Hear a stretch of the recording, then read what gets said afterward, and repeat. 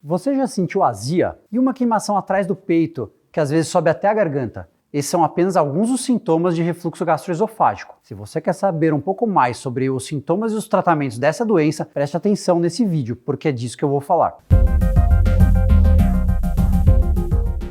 A doença do refluxo é uma doença crônica causada pelo fluxo retrógrado do conteúdo gástrico para o esôfago e os órgãos adjacentes. O líquido gástrico, cujo conteúdo é bastante ácido na maioria dos casos, causa irritação da mucosa desses órgãos e é responsável por uma série de sintomas dessa doença, que acomete cerca de 10 a 20% da população. Por ser tão frequente, é importante conhecer os sintomas, os diagnósticos e os diferentes tipos de tratamento. Em primeiro lugar, vamos falar dos sintomas, que são classificados como sintomas típicos e atípicos. Os sintomas típicos são a pirose, comumente chamada de azia pelos doentes, que é a sensação de queimação atrás do peito, que pode subir até a região da garganta, e a regurgitação, que é a sensação de um líquido ácido que muitas vezes vai até a boca. A maior parte das pessoas terá azia ou regurgitação eventualmente, mas quando isso se torna frequente, ocorrendo algumas vezes na semana, passa a ser considerado patológico. Mas nem todo paciente com refluxo apresenta sintomas típicos da doença. Existem também os sintomas atípicos. As manifestações atípicas são bastante diversas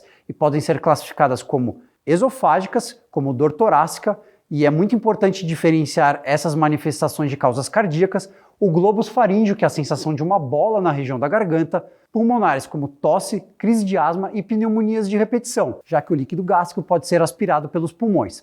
Otorrinolaringológicas, como rouquidão, pigarro e dor na região da garganta. E até mesmo orais, como aftas e desgaste do esmalte dos dentes. Esses são os principais sintomas, mas há alguns sinais de alarme que causam preocupação, tanto pela possibilidade de formas mais graves da doença, quanto por outros diagnósticos diferenciais, como o câncer de esôfago. E quais são esses sinais? Idade maior do que 40 anos, dificuldade para engolir, dor para engolir, vômitos com sangue, emagrecimento não intencional, história familiar de câncer e sintomas muito frequentes e muito intensos. Certo, mas como é feito o diagnóstico nesses casos? Todo paciente com qualquer um dos sinais de alarme, como idade maior do que 40 anos, dificuldade para engolir ou sintomas muito intensos, deve realizar exames para investigação. A endoscopia é o principal exame que deve ser realizado nesses pacientes. Ela não obrigatoriamente faz o diagnóstico da doença do refluxo, já que até metade dos pacientes com refluxo não tem qualquer alteração na endoscopia. Esse exame é importante para se identificar formas complicadas de refluxo ou diagnósticos diferenciais mais graves, como o próprio câncer de esôfago. E quais são as formas complicadas de doença do refluxo? São elas esofagite grave, úlcera esofágica e esôfago de Barrett. É importante falar sobre o esôfago de Barrett, pois essa é uma alteração do esôfago causada por formas graves de refluxo e que predispõe ao câncer de esôfago. Agora vamos ver os outros casos. Quando o paciente só tem sintomas atípicos e a endoscopia é normal, o diagnóstico pode ser desafiador. Nesses casos, pode-se utilizar a pH-metria de 24 horas ou até mesmo a impedância ou pH-metria, para medir a acidez e a presença de refluxo no esôfago ao longo do dia. Esses exames são padrão ouro no diagnóstico do refluxo, mas raramente são utilizados. Em pacientes com menos de 40 anos, com sintomas típicos e sem sinais de alarme, pode ser utilizado um teste terapêutico, sem a necessidade de exames adicionais. O teste terapêutico consiste em prescrever medicação para o tratamento de refluxo por 4 semanas e observar a resposta dos pacientes. Caso apresentem melhora dos sintomas, pode-se inferir o diagnóstico de refluxo. Vale salientar que isso sempre deve ser realizado sob a supervisão de um médico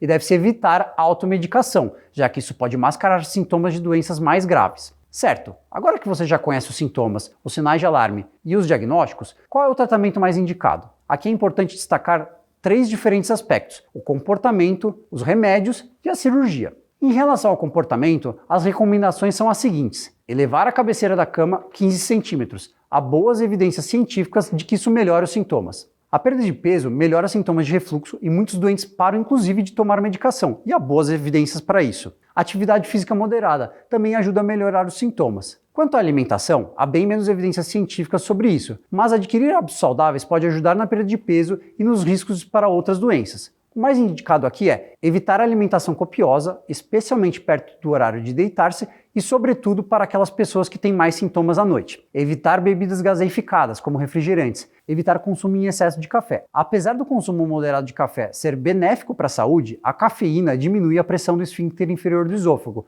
o que pode causar refluxo. O segundo aspecto são os remédios. Muitos pacientes não respondem às medidas clínicas isoladamente e a maioria precisará de medicação para o tratamento de refluxo. Os remédios mais utilizados são da classe dos inibidores de bombas de prótons, os IBPs. Essas drogas são muito eficazes em diminuir a acidez gástrica e controlam os sintomas em quase todos os pacientes. Algumas reportagens da imprensa leiga divulgaram que os IBPs podem causar câncer. No entanto, isso foi um erro de interpretação dos estudos e até hoje essas medicações são consideradas seguras, desde que usadas sob a supervisão médica. E o terceiro aspecto é a cirurgia. Um número muito pequeno de pacientes, ou com resposta inadequada ao tratamento clínico, ou com formas graves de refluxo, como o esôfago de Barrett, podem ser submetidos à cirurgia anti-refluxo para melhor controle da doença. A cirurgia consiste na confecção de uma válvula em volta da extremidade distal do esôfago a fim de prevenir o fluxo retrógrado do conteúdo gástrico. Portanto, não deixe de seguir essas recomendações e, se notar algum sintoma, procure um médico especializado,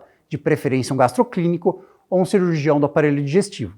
Afinal de contas, prevenir é sempre a melhor solução. Esse é o objetivo do canal Doutor Ajuda: educação em saúde, informações de saúde e bem-estar confiáveis para você se cuidar melhor. Você está gostando do canal Doutor Ajuda? Então se inscreva no canal. Para se inscrever, você tem que entrar na página do canal Doutor Ajuda no YouTube e clicar em se inscrever. Tá vendo esse sininho aí que fica aí do lado? Clique nesse sininho que automaticamente você vai receber os vídeos toda semana. Se você gostou desse vídeo que acabou de assistir, deixe seus comentários, curta e compartilhe com seus amigos e familiares.